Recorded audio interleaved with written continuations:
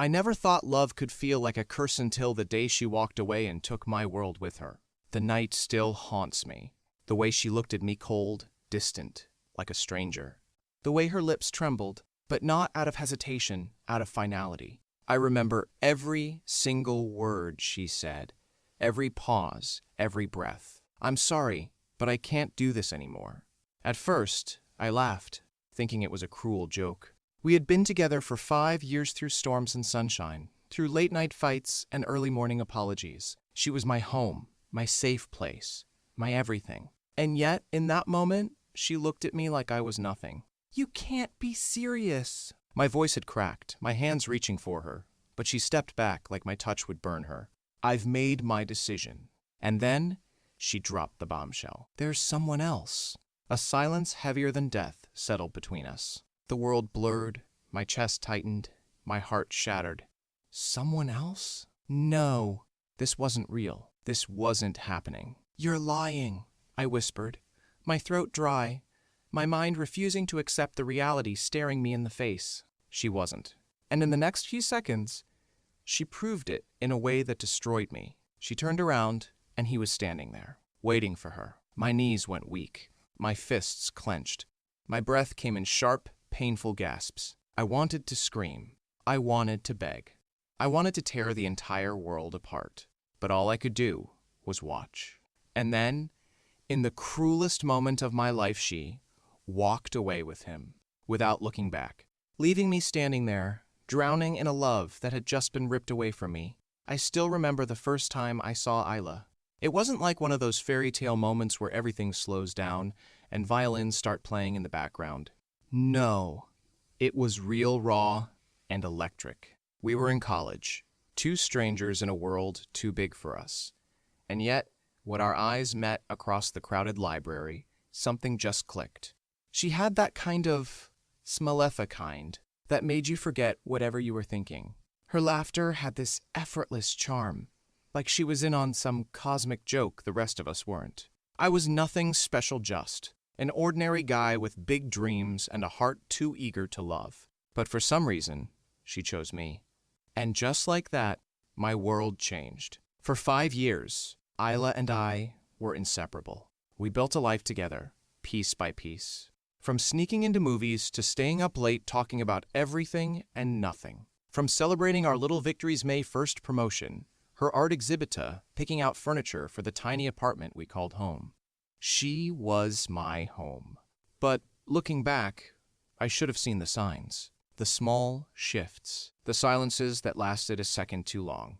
The way her laughter became less frequent, the way her fingers lingered on her phone when she thought I wasn't looking. I ignored them. Because when you love someone, you don't expect them to leave. You don't expect them to wake up one morning and decide that the life you built together isn't enough. I thought we were happy. I thought she was mine. But love is blind, and I was the biggest fool of them all.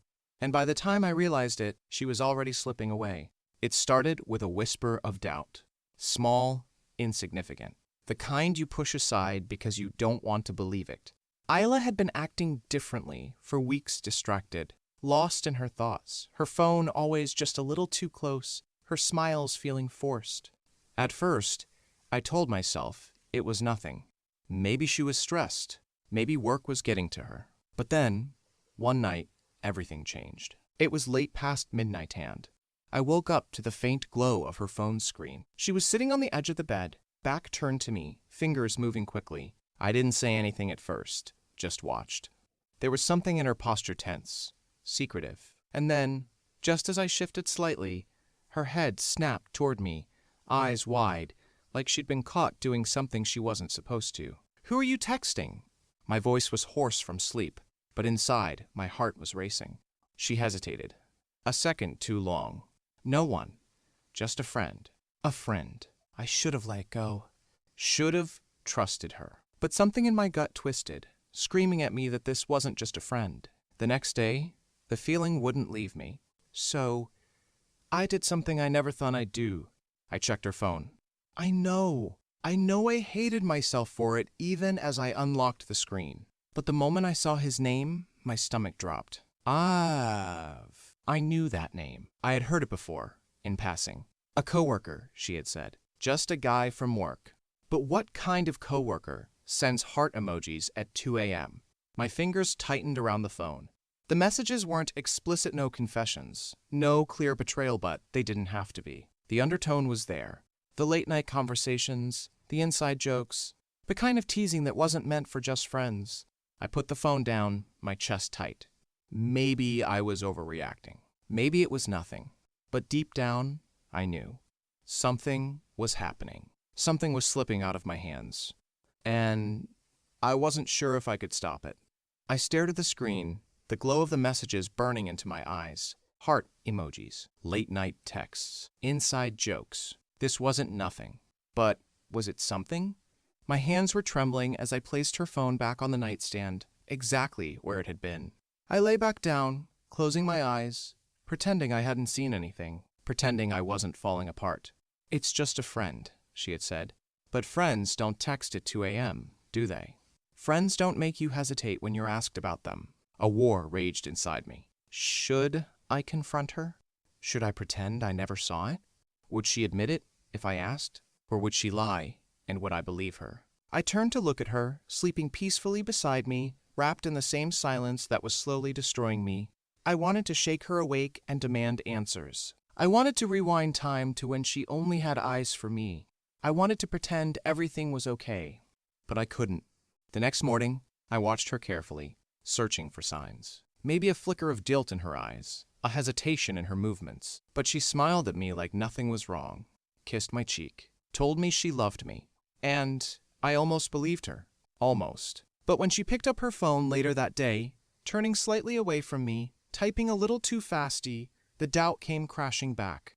I cleared my throat. Who are you texting? She glanced up, and for the briefest moment, I saw it the flicker of hesitation. It was quick, almost imperceptible, but it was there.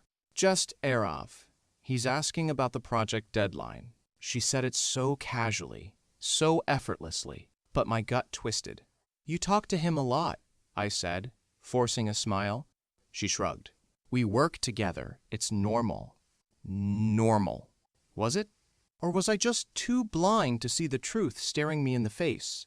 I nodded, pretending to accept it, pretending I wasn't unraveling inside. But the thought wouldn't leave me. That night, as I lay beside her, staring at the ceiling, one question screamed in my mind was, I losing her, or had I already lost her? Doubt is a slow poison. It seeps in, unnoticed at first, until it's all you can taste. For days, I told myself I was imagining things, that I was reading too much into it. But the late-night texts didn't stop. The hushed conversations. The way she always seemed distracted, lost in thoughts she wouldn't share. I couldn't take it anymore. I needed to know. So, one evening, when she said she was meeting a friend for coffee, I did something I never thought I'd do. I followed her. I told myself I wasn't being paranoid, that I wasn't one of those jealous, insecure guys.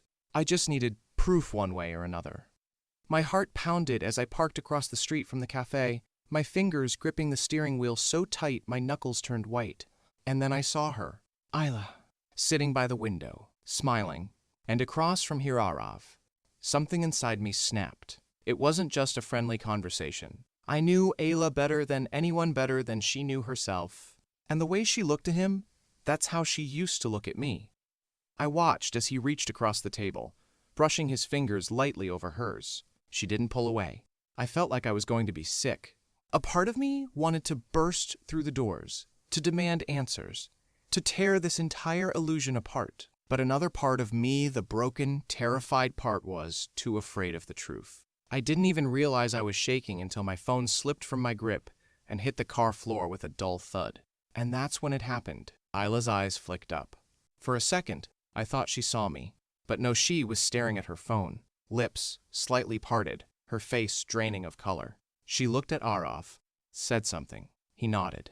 Then, she stood up in a hurry. Something was wrong. I barely had time to react before my phone vibrated on the floor. I grabbed it with shaking hands. One new message. From Isla. We need to talk. My breath caught in my throat.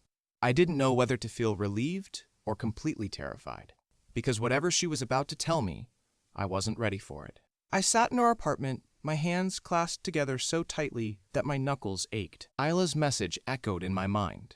We need to talk. I replayed every moment leading up to this. The late-night texts, the hesitation. The way she had looked at him across that cafe table. The way she hadn't pulled her hand away when he touched her. I wanted to believe there was still some explanation, that this wasn't what it looked like. But deep down, I already knew the truth. The front door creaked open, and my breath hitched. Footsteps. Slow. Careful. Hesitant. Then, she was standing in front of me. Ayla. She wasn't crying. She wasn't avoiding my gaze. She just looked tired. I exhaled sharply. So? My voice was hoarse, barely above a whisper. What do you need to tell me? For a second, she said nothing. Just stared at me like she was memorizing my face, like she was trying to gather the right words. Then she spoke. I never meant to hurt you. I flinched like she had physically struck me. So, it's true? I forced a bitter laugh. You and him? Isla looked down at her hands. She didn't deny it. My chest tightened, a sharp, suffocating pain spreading through me. I wanted her to fight back, to say I was wrong, that this was all in my head. But she just stood there, silent. I ran a hand through my hair, trying to control the storm raging inside me. How long? She bit her lip, paused, then whispered, 2 months. I let out a sharp breath. 2 months. 2 whole months of lies, of pretending everything was normal. 2 months of sleeping beside me while texting him. Why? I asked, my voice breaking. Was I not enough? She squeezed her eyes shut, shaking her head. It's not about that. It was never about that. Then what was it about? I snapped, the frustration boiling over. You owed me the truth, Isla.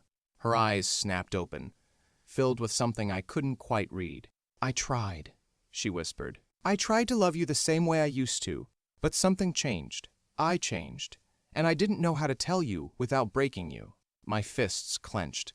So instead, you decided to break me like this? Silence. She swallowed hard, then whispered, I didn't plan this. I didn't mean for it to happen. But it did. My voice was hollow now. And you let it happen. She nodded, her face crumbling. And in that moment, I realized something. She wasn't crying because she regretted cheating on me. She was crying because she knew she was leaving me. You love him, I said, my throat tightening. Isla's lower lip trembled. She didn't answer. She didn't need to. That silence was the loudest answer of all. I felt my world collapse around me, every memory, every moment we had built together, turning to ash. So, that's it? I whispered, 5 years, and this is how we end? She let out a shaky breath. I never wanted to hurt you. But you did. Tears welled up in her eyes, but I was done. I couldn't let her break me anymore. I stood up, turning away. Just go, Isla. She hesitated. Go. My voice was steel now, stronger than I felt inside. She took a step back, then another, and just like that, she was gone. Gone like she had never been mine to begin with. The moment the door closed behind her, the silence in the room became deafening. For 5 years, Isla had been my home, my safe place, the person I thought I'd grow old with. And now, in the space of a single conversation, she was gone. I stood there, staring at the empty doorway, waiting for anything to happen. Maybe she'd change her mind. Maybe she'd come back and say this was all some kind of mistake. But the seconds stretched on, and nothing changed. I was alone.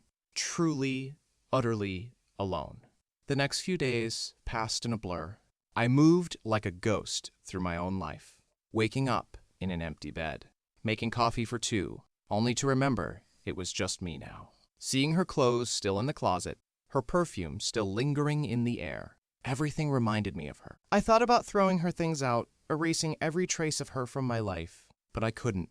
Not yet. Instead, I drowned myself in work, in distractions, anything to keep from thinking about her. But no matter what I did, the memories crept in. Her laughter, her touch, the way she used to look at me like I was her entire world. Had it all been a lie? One night, I found myself scrolling through old pictures of us before everything changed. The smiles looked real. The love felt real. And yet, She had still chosen him. I wanted to hate her, to curse her name and erase her from my heart. But I couldn't. Because despite everything, a part of me still *** loved